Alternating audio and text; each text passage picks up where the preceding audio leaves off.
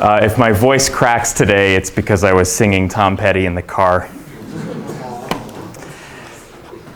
I trust that you all had a good time reading chapter 1. As a bonus question, remember if you have a magnet, how do you demagnetize it? You rub it with garlic. And then to restore the magnetism, goat's blood. You dip it in goat's blood.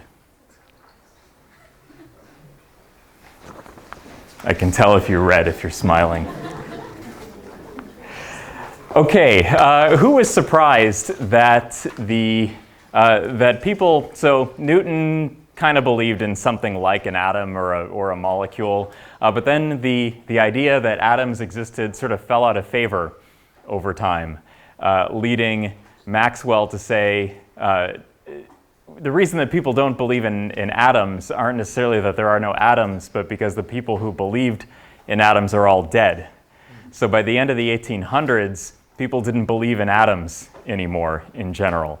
And it really took the work of several scientists and quantum mechanics and in order to determine that there indeed were these little corpuscles of stuff that keep that bind the world and us all together. Benjamin Franklin, patriot, also scientist, took a teaspoon of olive oil and dropped it on a pond and saw that the ripples in the pond were quelled by the oil. And a teaspoon of oil only ever went out on the pond about 1/4 of an acre, which is some non-SI unit. I have no idea how big that is. Just kidding. It's about 1,000 square meters-ish. And in principle, because these oil molecules make a monolayer, you could have just done some simple arithmetic to figure out how thick the layer was because you knew the volume of the oil and you knew the area that it was spread out into. Franklin didn't do that. It took about 100 years later when Thomas, who did it? Raleigh did it. Did the calculation to figure out that a monolayer of oil molecules were about a nanometer thick. Thomas Young actually also determined independently how big atoms and molecules were by determining a relationship between the surface energy and the latent heat. So the latent heat of vaporization. So for example, the radius of a molecule was something like 3 times the surface tension over the internal energy, or the latent heat, which you can calculate, just the amount of energy that you put into a substance at its boiling point in order to break all of the van der Waals bonds. And the surface tension is also related to the intermolecular forces because the surface tension is the force produced by a surface when you try to stretch out the surface, because molecules in the bulk don't want to go to the surface because they have lower electrostatic potential energy in the bulk than they do at the surface.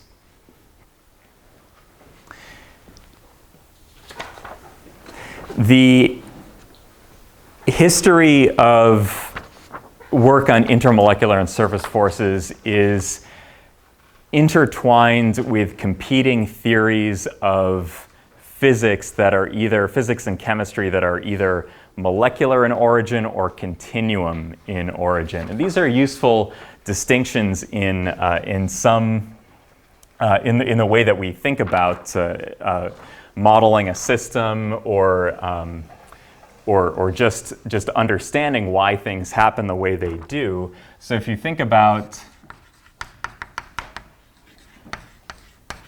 continuum versus molecular theories,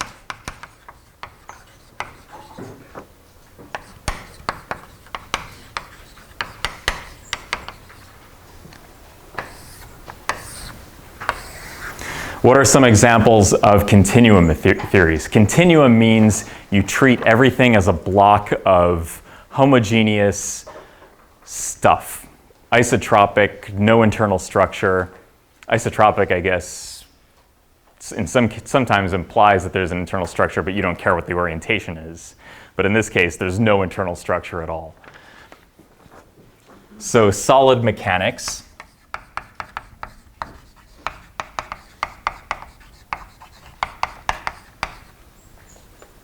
First semester physics kind of stuff.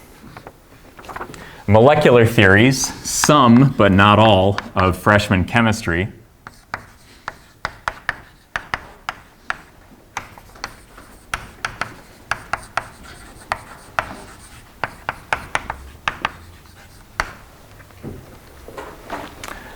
Not all? Well, the math still works. Even if you don't know where delta H, delta G, and delta S came from molecularly, the math still works. So they could be either continuum or molecular concepts. So solid mechanics, finite element modeling.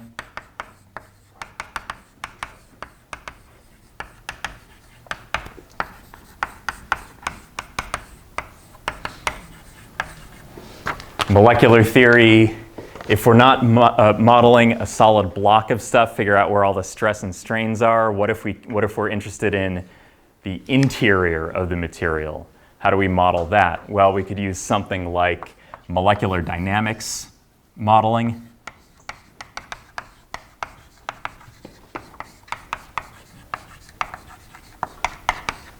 That could give you, for example, distributions of the conformations of molecules. Could tell you something about the dynamics, the timescales over which they change their shape, stresses on individual bonds, intermolecular forces and how changing the intermolecular forces changes the bulk properties of the material. The wave theory of light.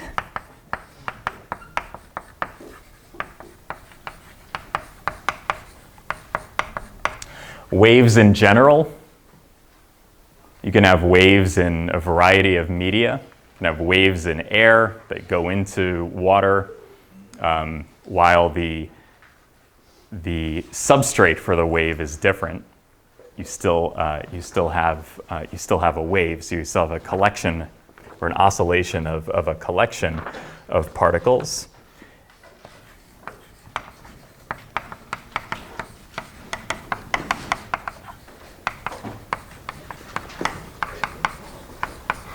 Or you could view light as particles, photons. So combining the wave theory and the particle theory is really the purview of quantum mechanics.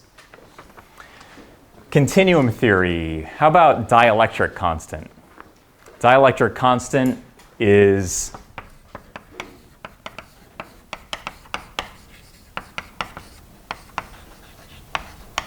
Dielectric constant is a concept that will come up over and over in this class, and it refers to the ability of a medium to store energy in an electric field, or it refers to the ability of a medium to screen charges. But what's happening molecularly? You can't just say, here's a zone of some dielectric constant that just has uniform properties everywhere.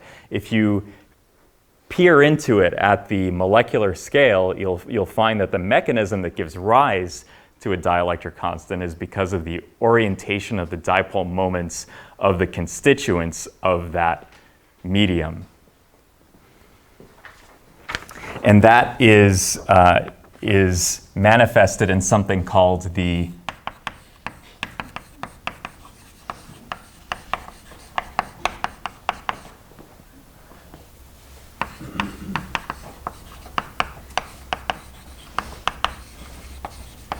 electrostatic self-energy, which molecules want to lower by orienting themselves in an electric field or in the presence of other molecules. Also, the polarizability.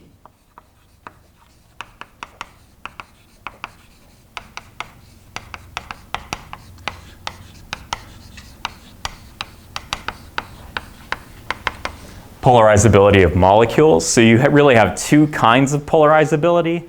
The one that determines how easy it is to align a dipole in an electric field. So that would be like the dipolar polarizability.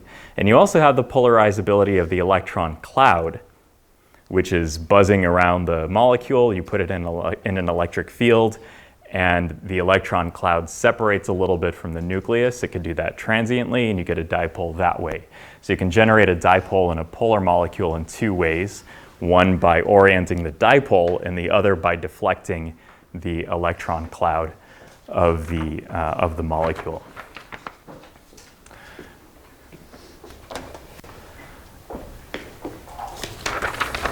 Okay, that's what that's my historical monologue.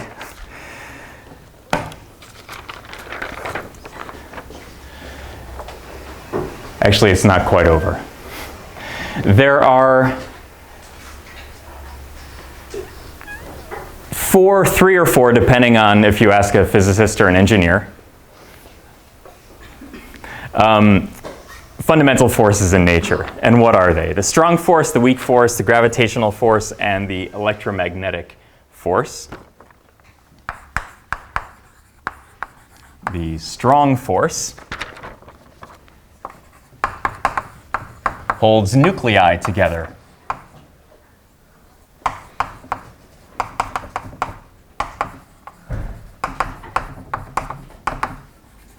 And it is active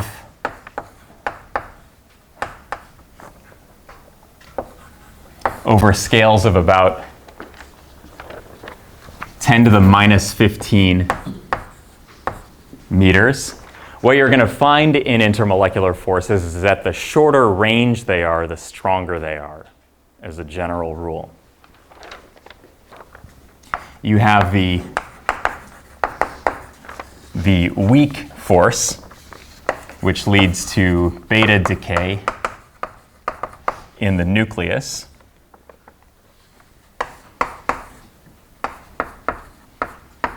Which is also operative around a scale of 10 to the minus 15. You have the gravitational force,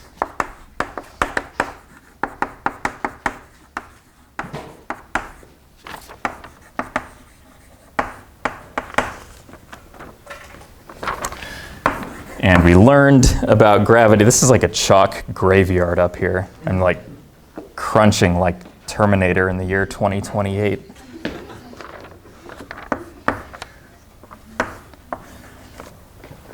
And you have minus some constant times the product of the two masses over r squared, where g is the constant 6.7 times 10 to the minus 11 Newton meter squared per kilogram squared.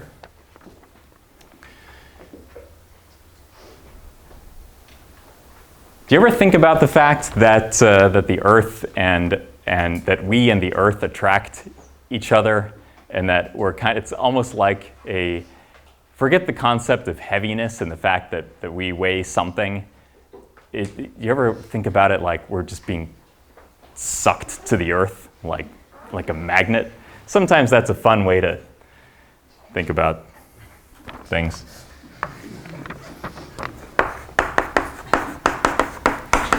And the electromagnetic force, which follows a force law similar to the gravitational law, 1 over these constants, 4 pi epsilon naught times Q1, Q2, which are the charges of the two interacting species, over r squared. These inverse r to the something forces and potential energies are characteristics of forces that act over a distance but drop off due to some law. So we have, in the case of intermolecular forces, which are largely electrostatic, intermolecular forces, IMFs, not International Monetary Fund. Not that there was any confusion, but in case there was, it's not that.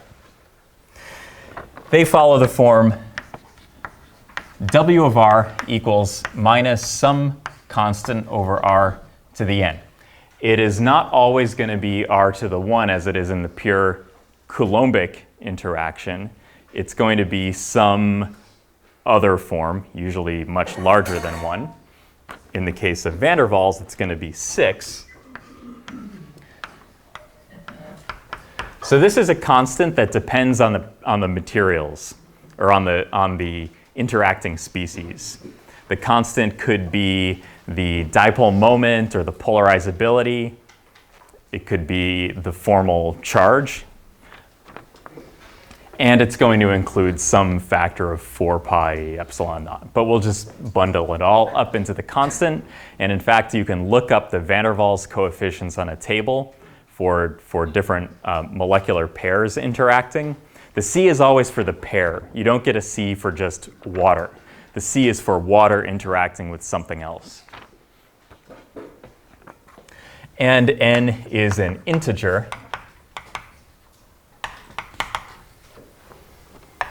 R is the center-to-center distance.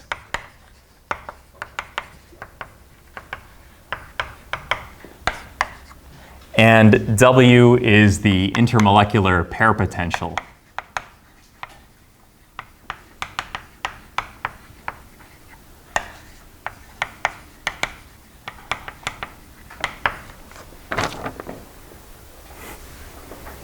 This one doesn't move up. The first one was real, the second and third, fourth, fifth, those were jokes. The force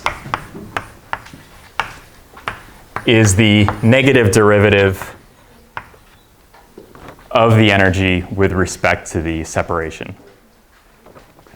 So if the potential energy goes down as things get closer, that's going to be a negative or attractive force. So in this nomenclature, we have minus nc over r to the n plus 1. In the case of gravity, for example,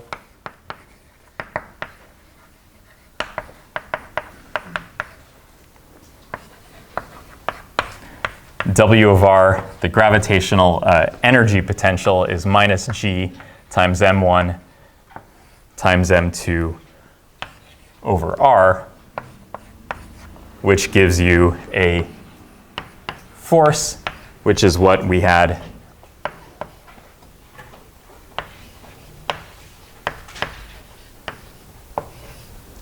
up here of g m1 m2 over r squared. And just to remind ourselves that there's a minus sign, we put it there, but we never talk about the gravitational force as being anything other than minus because it's always attractive.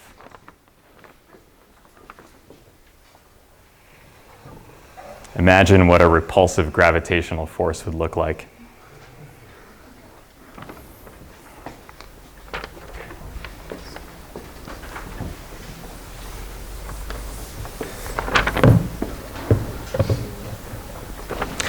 In order to guarantee that the system doesn't collapse into itself, the n always has to be greater than the dimensionality of the system. And what on earth could that mean? To guarantee short range,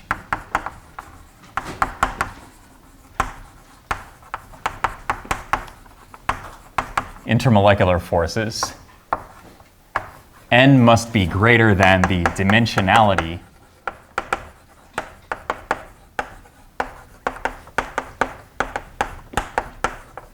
of the system. So like 1D, 2D, 3D, etc., where n is the 1, the 2, or the 3. So for a short-range intermolecular force, we have to have n equals 4 or greater in 3 dimensions. Now, why would that be? So this argument is attributed to Newton. So imagine you have a region of molecules with density rho.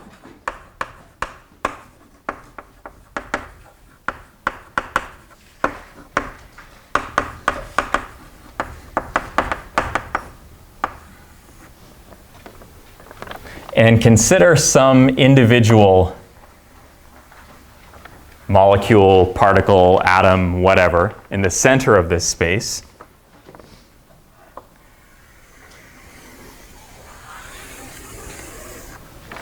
And this is the space. It has radius L, which is the size of the box, size of this spherical box, or size of the space.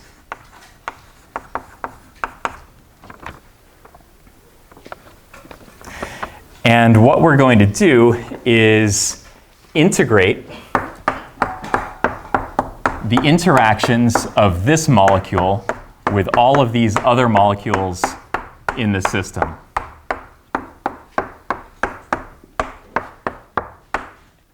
And these dots are not to scale. These are the same molecule as this one. So we're going to integrate the potential energy of this molecule with all of the other molecules in the space L by drawing spherical shells and calculating what all the interactions are and adding them all up. So let's draw a spherical shell where the inside radius is r and the outside radius is r plus dr. And the diameter of the molecule is sigma, and this is called the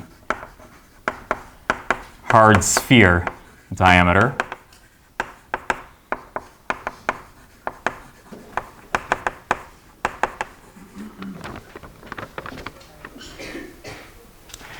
And what do we know about this system? Well, it has a volume of the spherical shell.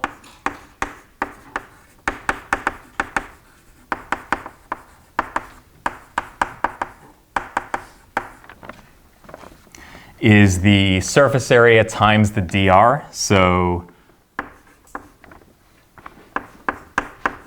4 pi r squared dr, which gives us a number of molecules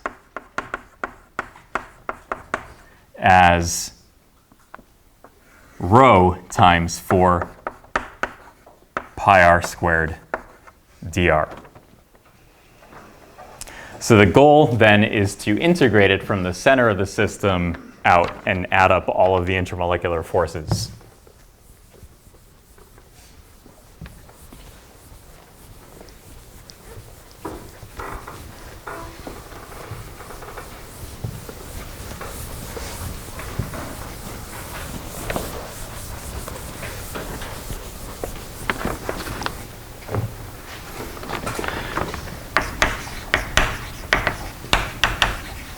So the total energy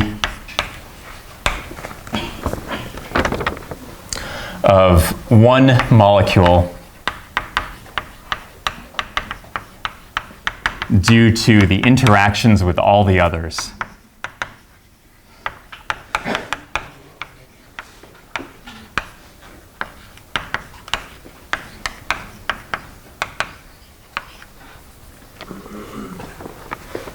and we'll give this quantity the symbol mu for the self-energy.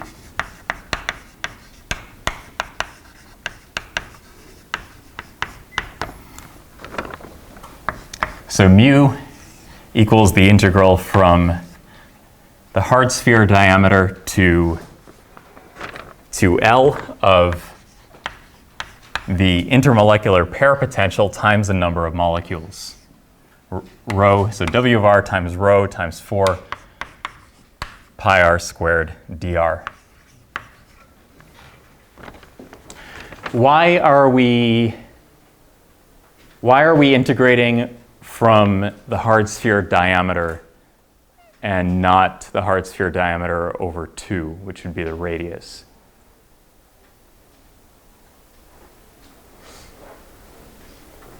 So in this system,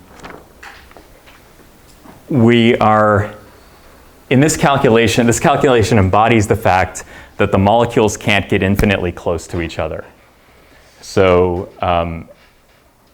in order for a neighboring molecule to come close to the center molecule, it actually can't get that close. It has to stop at 2 times the radius, like billiard balls. So 2 times the radius is just the diameter. Is that okay? So that's why we're starting the integration at sigma, not sigma over 2.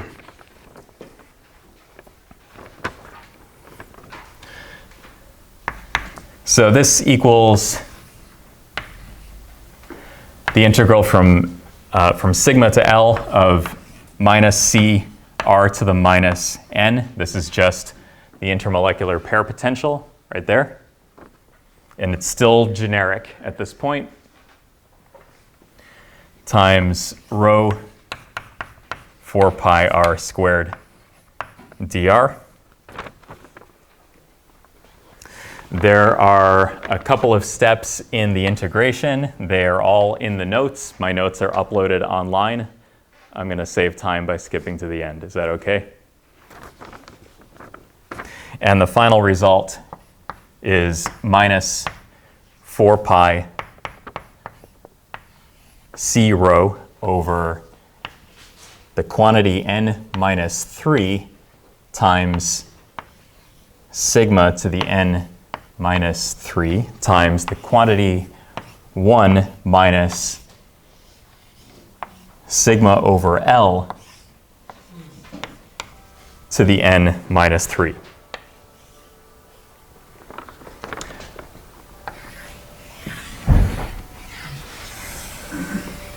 So we're not going to try to calculate anything using this expression. I want you to notice one thing.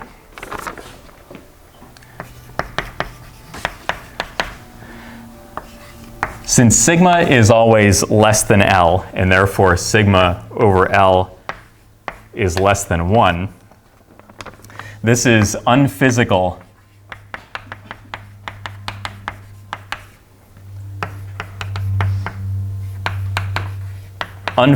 except for n's greater than 3. Otherwise, the long distance contributions will dominate and the system will just collapse into infinite energy, which is unphysical. So what we're going to see is force law is potential energies that are sometimes 1 over r to the 4, more commonly 1 over r to the 6th. And this is, again, is Newton's derivation. Okay, where is the first time in chemistry or physics that we've seen intermolecular forces manifest? We had the ideal gas law, right? And then we had something that was slightly better than the ideal gas law. We had these fitting parameters, A and B, right? Which were, what was A? Someone shouted out while I erase this. A was the attractive force, and B was the excluded volume, or the repulsive force.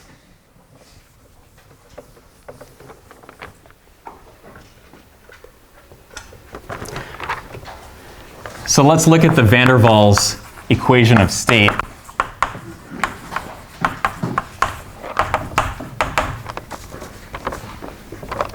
Where we had these parameters B, where B was the excluded volume, which served to increase the measured pressure. Whenever we talk about the ideal gas or a van der Waals gas, the pressure is always the pressure that's measured at the edges of the container. Really the only pressure that matters. So why would B serve to increase the pressure? Just because as the size of the molecules increase, the pressure is going to increase on the outside. Just because there's less room for the molecules to bump around and they exert a greater force on the surface of the containers. A is the attractive force,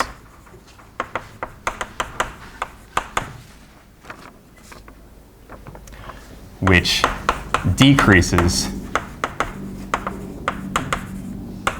the pressure at the exterior of the container. Why would it decrease the pressure at the exterior of the container?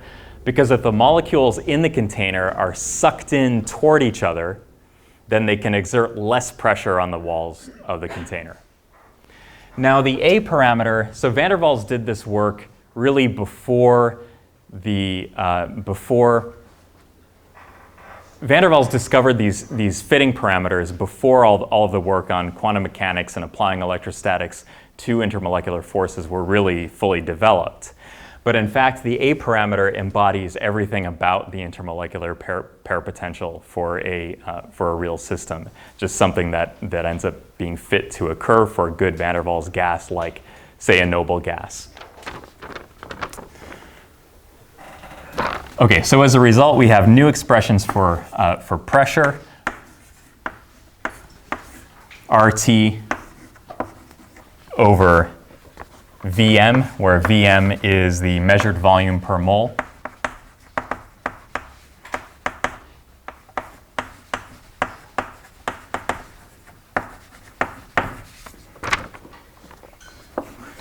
But with the B parameter included, it's really RT over Vm minus B, which is the volume excluded by the particles.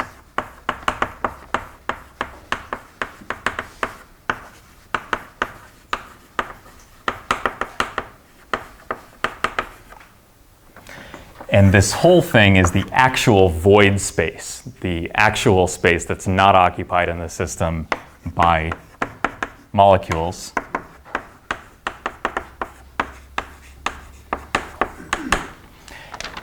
Is B just going to be the total volume of the particles themselves? Is that what it means to exclude volume?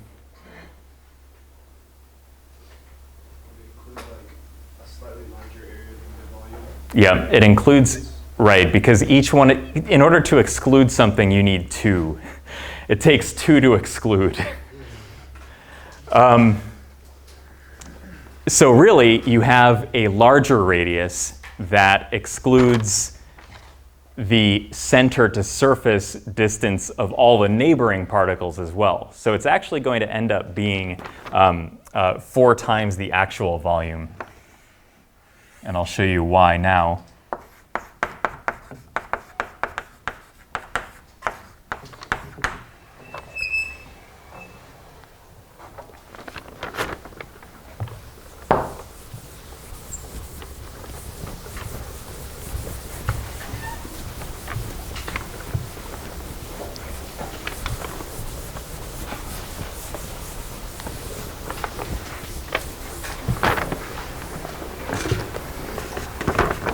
So imagine a particle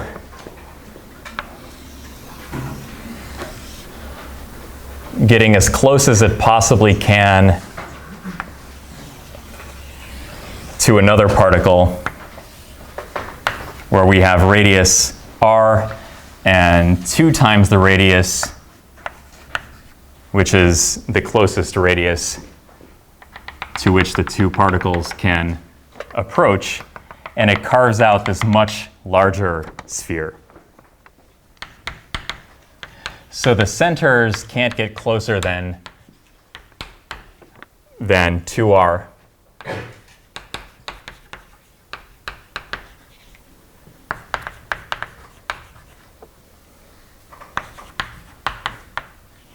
Then 2r equals d. So we're going to use a dummy parameter B prime, which is going to be the volume excluded by one particle, which is 4/3 pi d cubed, or 8 times 4/3 pi r cubed. Now, takes 2 to exclude, and we already counted this one. So in order to make this argument, we had to use up 2 of our molecules. So this actually only works if you divide it by 2.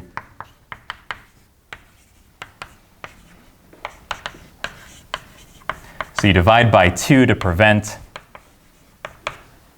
overcounting.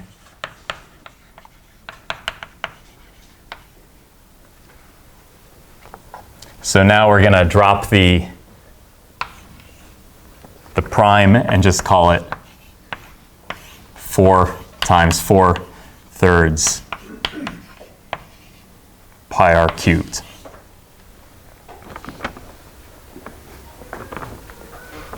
Okay, now let's talk about the A parameter, the attractive force, a little bit. Then we'll give some examples that will lead us into the details of how these A parameters are actually derived. We actually don't say much about the B parameter and the concept of excluded volume, only to chalk it up to something obscure called the Pauli exclusion principle, which says that electrons can't have the same 4 quantum numbers and occupy the same space. They can, it just takes a huge amount of energy to smash them together. Smash those atoms. Okay, we're going to assume a pairwise attractive force.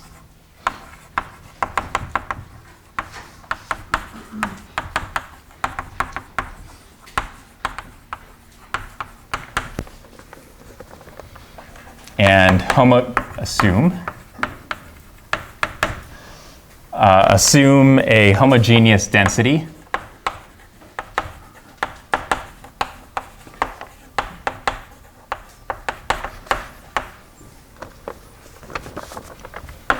and small range.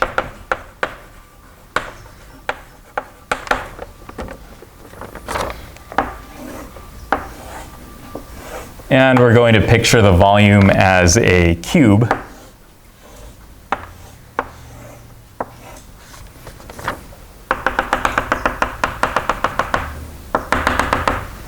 With a molecule in the center and lots of other molecules in the interior. I'm not going to draw them because it'll mess up my drawing. Now, the pressure is going to be the pressure measured at the walls, right? So is the pressure going to be the same everywhere in the box? No, there's going to be kind of a gradient where it's less at the walls of the box. The force at the walls will be less. You can't really measure the pressure in the interior, so it's not even worth talking about, because in order to measure the pressure, you have to make another box, which is the barometer or the whatever. So really, the only pressure we care about is at the edge. At the edge, there's an inward tug on the molecules that reduce the pressure.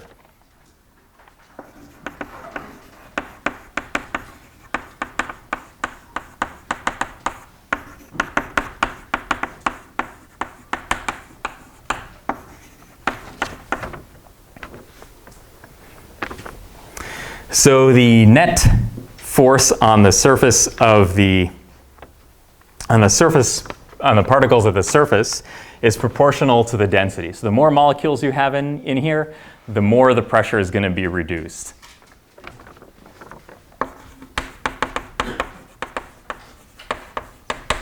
It's going to increase overall, but it's going to be reduced proportional to a density.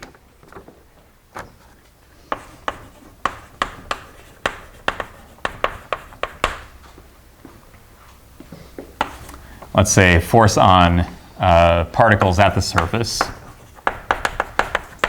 particles near the surface,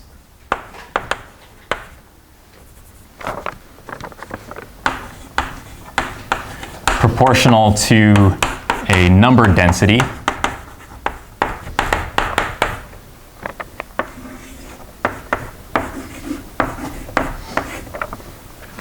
rho, which equals Avogadro's number over the measured volume per mole.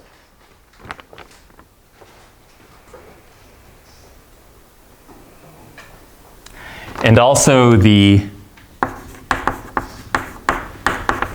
number of particles is proportional to the density. Sounds like circular reasoning, but van der Waals got the Nobel Prize for this, so we're going to give it to him.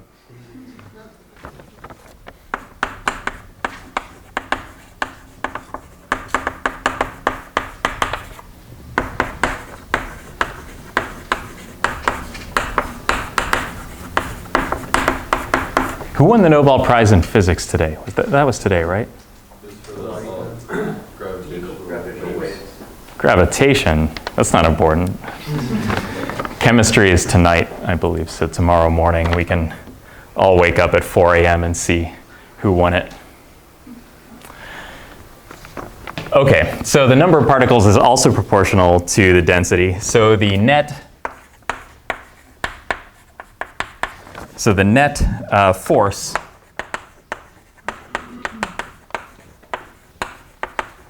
on Waals is decreased proportionally to rho squared.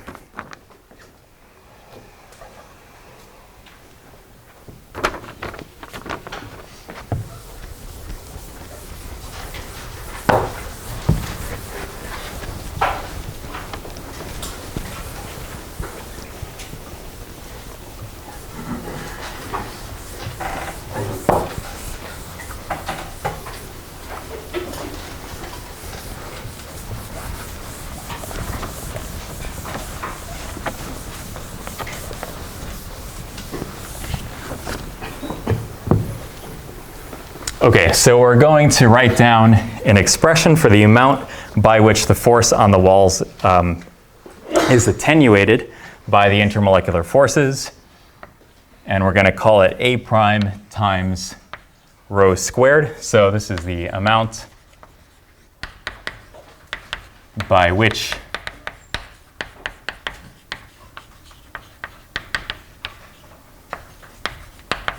the force on the Waals is reduced by the IMFs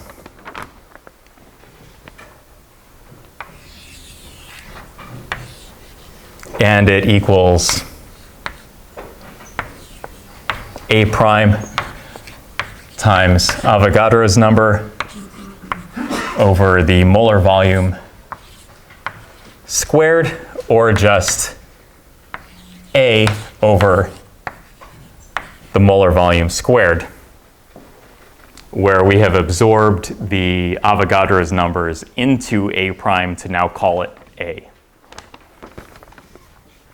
So now if we put this together,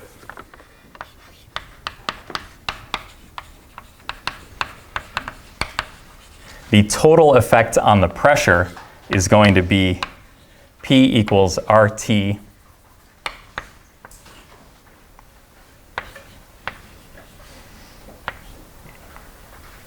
over Vm minus B. So we increase the pressure by increasing the B. And then there's another term due to the reduction in pressure, which is A over the molar volume squared. Now this is the effect on pressure, but this is not the way we're accustomed to seeing it. We're usually used to seeing it in ways that look more like the ideal gas law. So P plus A over V m squared times Vm minus B equals RT, and these are molar quantities.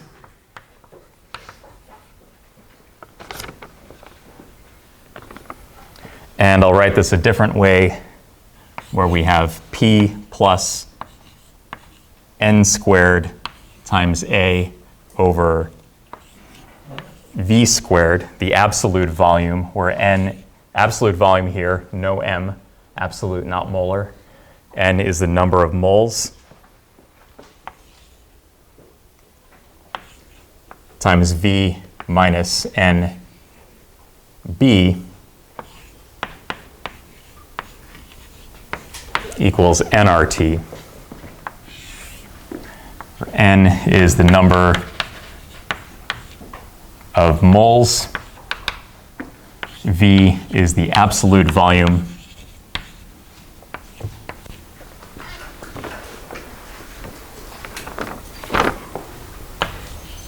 So n, number of moles, means that n times V m equals V, and that's the substitution that we used. This kind of looked familiar. You may not have derived it before, but this is the origin of the van der Waals equation of state. Now, it doesn't tell us anything about where these A parameters came from. So again, the class first couple of weeks are mostly about A and the van der Waals force and how you get certain behaviors in the condensed phase. And then in the last 2/3 of the course, we're going to talk about manifestations in particles and surfaces and everyday phenomena that are all a manifestation of these really fundamental forces that act over very short ranges.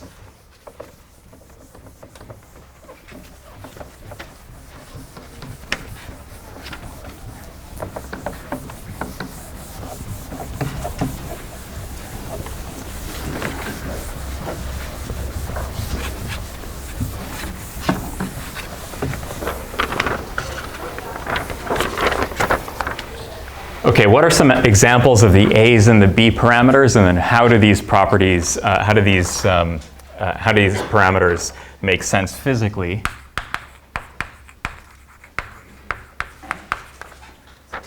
So let's look at some common gases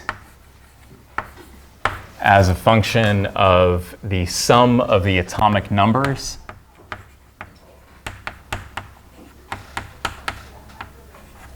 So hydrogen 1, lithium 3, and so on. Then we have the A parameter in really intuitive units of liters squared atmosphere per mole squared.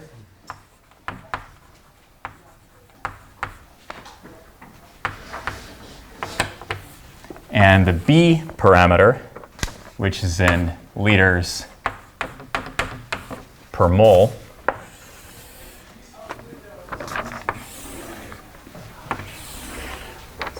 This is sigma z. This is the sum of the z's.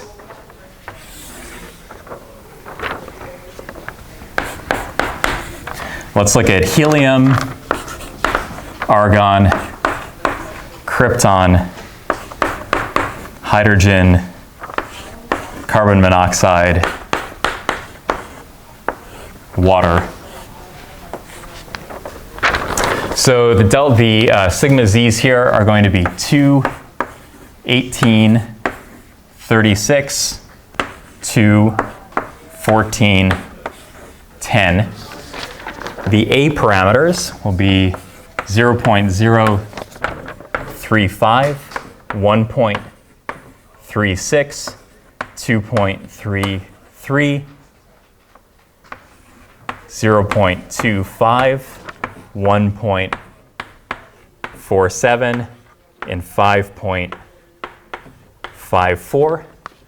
B parameter is almost done. Be 0.024, 0.032, 0.040, 0.027, 0.040, and 0.031.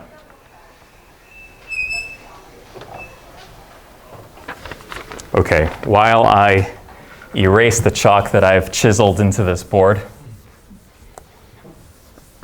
try to analyze the trends and see if you can account, for example, why the A parameter would be so much bigger for H2 than it is for helium.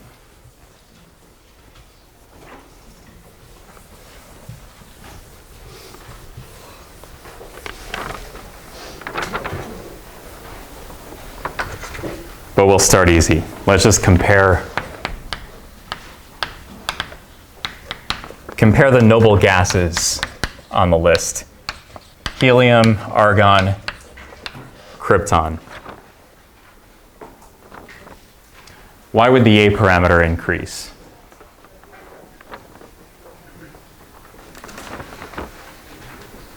Why are there more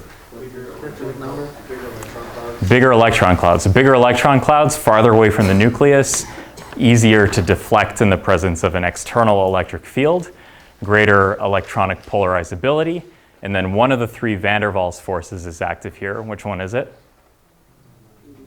The London dispersion force. And that is entirely responsible for the increase in A parameter. So we can chalk this up literally to increasing Z. Okay, how about if we keep Z constant, but now we have helium and hydrogen gas, H2. What's going on here? It's like 7 times higher. I'm an engineering professor, I can't do arithmetic, but it's a lot higher. H2. Why would H2? Same number of electrons and protons. Would be higher polarizability because larger space that the electron cloud could occupy. Yeah, so larger space comes from the fact that there's a bond in H2 whereas there isn't in HE. Right, so now you have this kind of pill-shaped molecule where the electrons are shared in between the nuclei, and they become a lot easier to deflect in an electric field. So it turns out actually that most of the polarizability in a molecule is in its bonds, not necessarily in its atoms, but in the shared electrons, because they're kind of, it's like sending your kids away on the bus, like, okay, don't get polarized too much.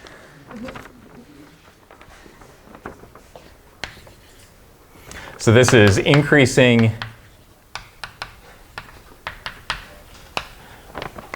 polarizability.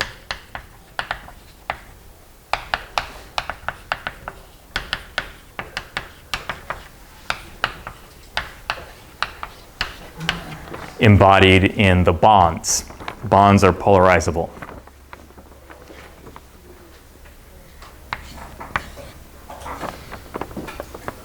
How about carbon monoxide versus argon? Carbon monoxide has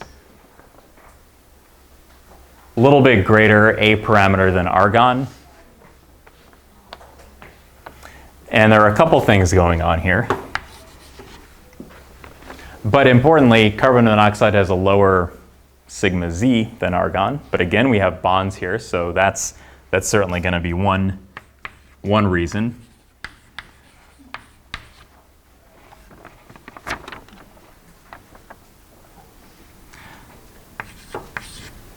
They're not just any kind of bonds. So CO, I know you never wanted to see a Lewis dot structure again, but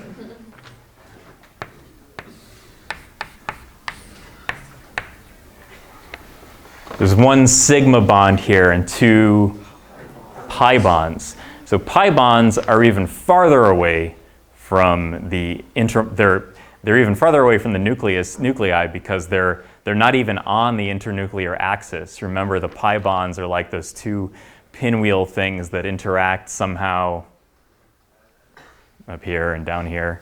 And then there's another pi bond, which is out here and out here.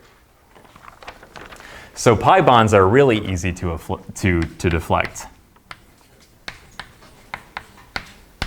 So not only sigma bonds, but also pi bonds. And then there's an elephant in the room here.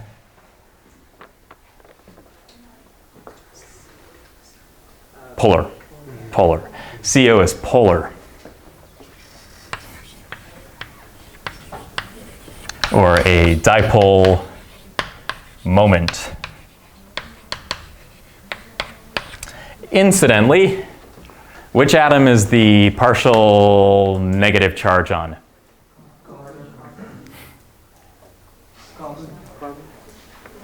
Anyone want to disagree with carbon? That was the most carbons that I ever got. Actually, it's in the notes, so if you downloaded the notes, you know. Or if you did your formal charge calculation, you would know.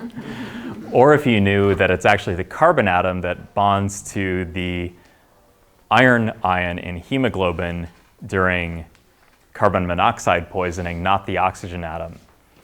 So actually the partial negative charge is on the carbon atom. It's not really important for this class, but there it is. Happens to be true. How about two polar molecules?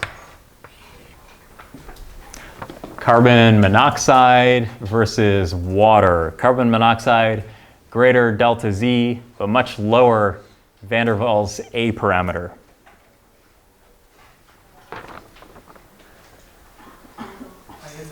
Hydrogen bonding. Hydrogen bonding.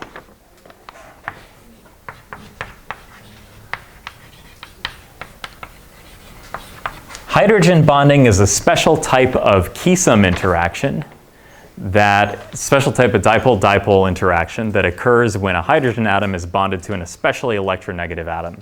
And why would that matter? Because hydrogen only has one proton and one electron. So if its electron cloud is sucked toward another atom, it's almost like just a proton hanging out on the surface of a molecule, which gives you a really high, not a high dipole moment, but a strong localized electric charge.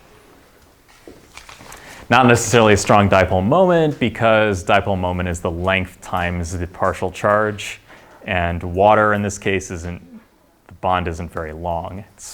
Water is kind of looks like this.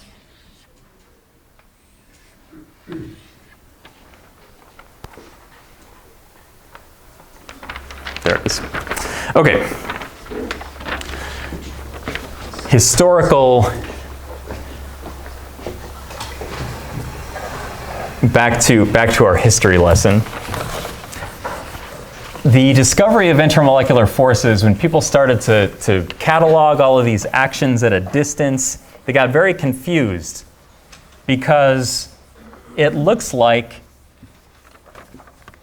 well, over the large scales, gravity is attractive, but then the ideal gas doesn't collapse into itself.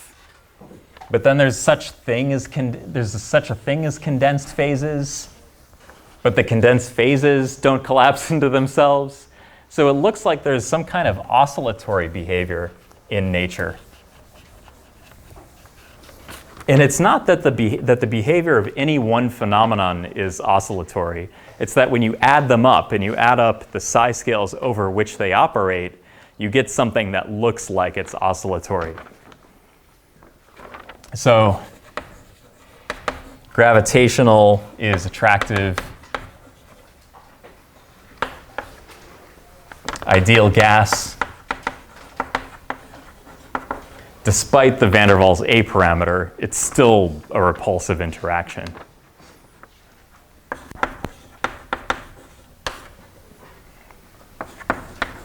Or it's still a manifestation of repulsions, matter not sticking to itself, which is why there's a gas.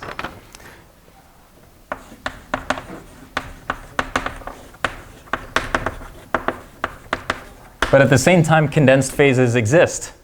Like, what's a condensed phase? In this class, a condensed phase is a solid or a liquid. One might have said so in the first place. But there it is. Condensed phases are manifestations of attractive forces, but the fact that matter does not collapse into itself entirely into a black hole, okay, probably wouldn't be a black hole, but matter doesn't collapse completely.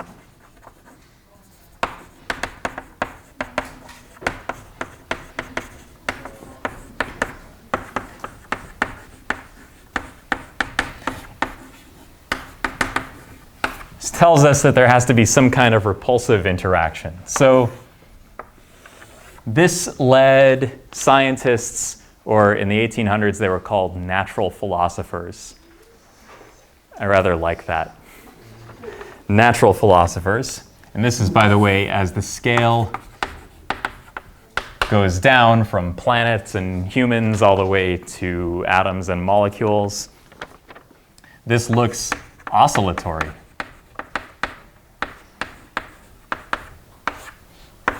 Oscillatory? If we plot force versus the scale, it looks like something like this, right? That's weird.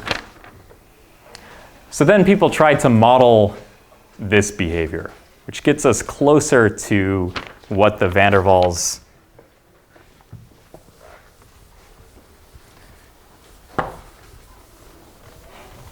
interaction actually looks like when you describe it along with steric repulsion due to the Pauli exclusion principle. And this work is attributed to Gustav Mie,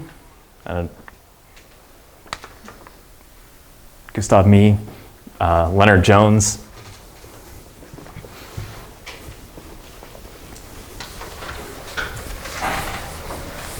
That's where the YouTube comments in. It's not pronounced me. And these are the so-called 612 potentials, and what do they look like, and what can they tell us?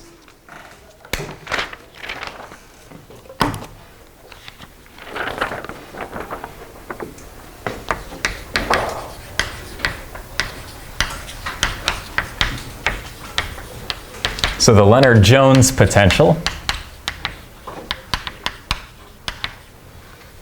was an attempt to reconstruct the intermolecular pair potential for a typical noble gas. Something that doesn't have a strong dipole moment, something that has sort of relatively easily predicted intermolecular forces, so say like neon or another noble gas. And the idea was, can you embody the repulsive and attractive interactions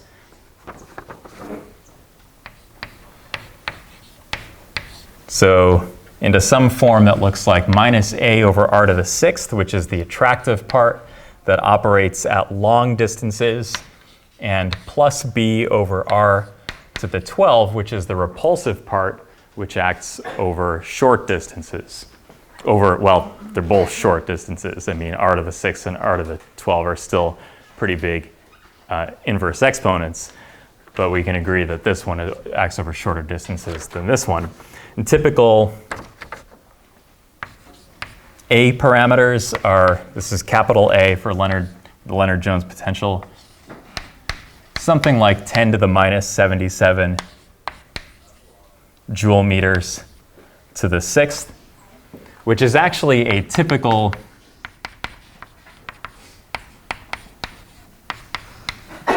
van der Waals constant that we had been calling C, but Lennard-Jones potentials, it's not usually written C. This is kind of a generic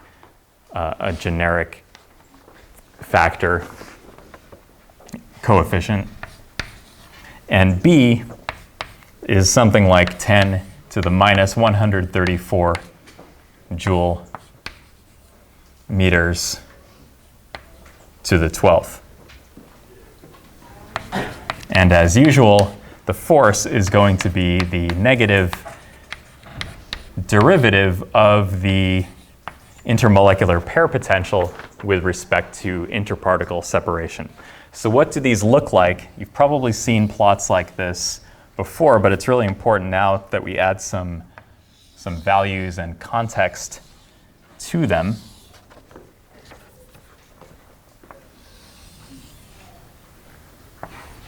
And this will be a plot of energy on this side in joules. And this will be a plot of force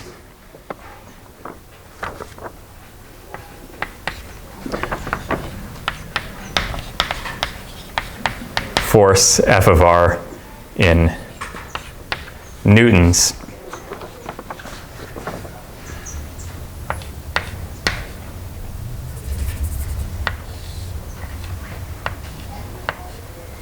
We'll have 1 times 10 to the minus 21, and then this is 2 times 10 to the minus 21, 3, and 4 times 10 to the minus 21.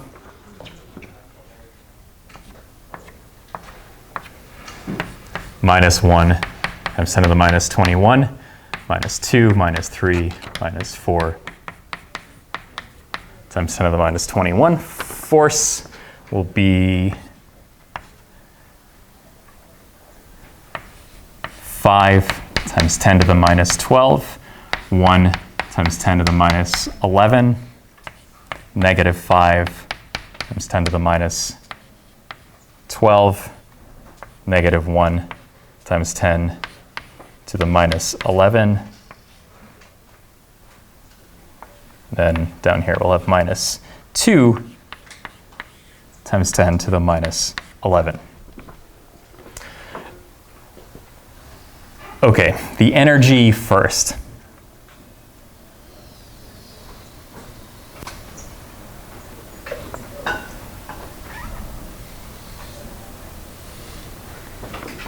Okay, this looks familiar to some people. This is going to be the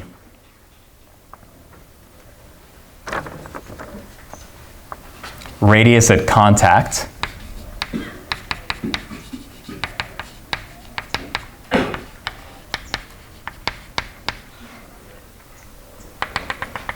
This will be the equilibrium separation, R sub E.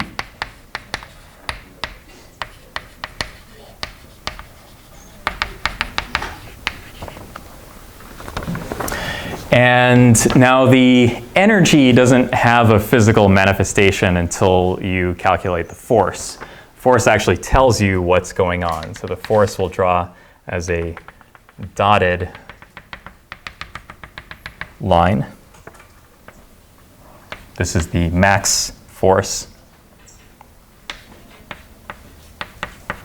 And R at the max force is R sub S, and this is the radius at which, if you apply a little bit more force than this, the two particles will detach.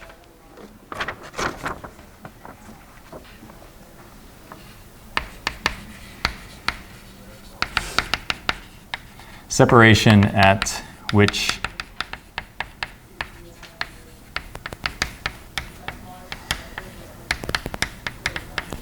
molecules detach with force greater than the max force. Now, this here, the reason that I wanted to actually give some actual values for the force and energy axis is because this is a very good example curve for something that has simple dispersion forces, kind of weak dispersion forces, where this could be neon-neon or methane-methane or something like that. Now, this energy here, say it's about 2.5 times 10 to the minus 21 joules. That's not very strong. So the amount of thermal energy that's available in the at room temperature, or KT, is about 4 times 10 to the minus 21. So it has to be significantly stronger than 4 times 10 to the minus 21 to expect this interaction to persist at room temperature. These forces, 10 to the minus 11 newtons, those are typical for the forces for van der Waals forces at contact between two atoms. A covalent bond or an ionic bond will be about 100 times stronger than this in terms of force. The force would be down into the basement somewhere for an ionic bond or a covalent bond. And it would be in the region of single nanonewtons. How do you remember that? Nanonewtons, nanoengineering. How do you remember KT is 4 times 10 to the minus 21 joules? The M word, memorization. With that, that's all I have for today. Any questions about this? All right, thank you. I will see you on Thursday.